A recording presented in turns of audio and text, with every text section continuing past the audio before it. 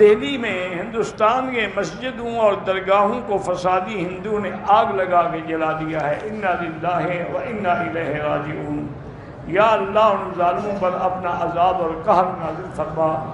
اللہم انزل علیہم بأسک الذی لا یرد عن القوم المجرمین۔ اللہم مزقہم کل ممزق۔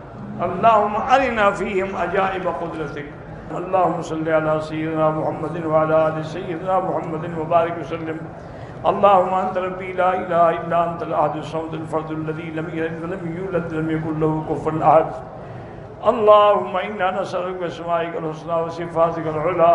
اللہم فرج ہم المہمومین، نفس کرب المکروبین، واقض الدین عن المدینین، واشفنا واشف مرضانا ومرضى المسلمین، واشفنا واشف مرضانا ومرضى المسلمین۔ اللہم اجعل لنا وللمسلمین من کل ہم فرجا ومن کل ضیق مخرجا ومن کل بلاء عافیہ۔ اللہم کن لنا ولا تکن علینا وانصرنا علی من بغى علینا۔